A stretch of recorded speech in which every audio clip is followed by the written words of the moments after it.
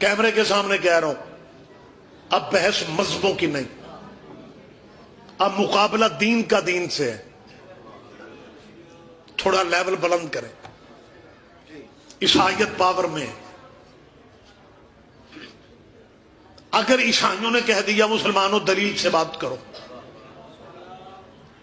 तुम्हारा दीन अफजल कैसे है, मुसलमानों कहां जाओगे? अगर ईसाइयों ने कह दिया कि हमारा नबी 3 दिन का नबी था, तुम्हारा बना 40 साल के बाद, अफजल कौन है?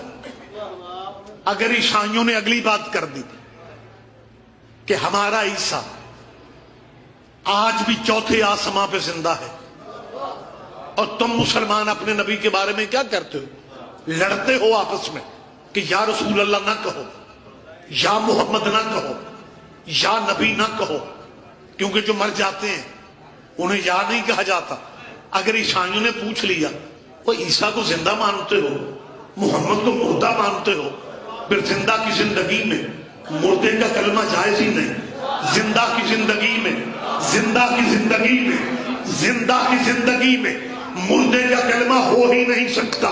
मुसलमानों, तेरे पास 2 ही रास्ते हैं, या ईसा का कलमा पढ़ के ईसाई बन जाओ, या मोहम्मद को हाजिर नाजिर मान के हमारी मजलिसों में आ जाओ।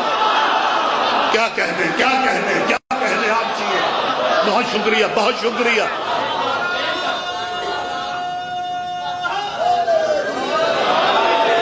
वक्त ज्यादा नहीं।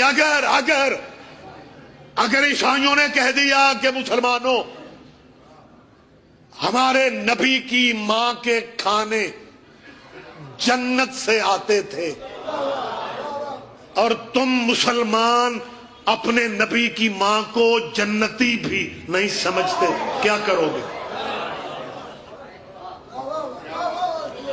हाँ, लिटरेचर पढ़ें आप, इस्लामी लिटरेचर। बहुत शुक्रिया, मुसलमानों के लिटरेचर में लिखा है।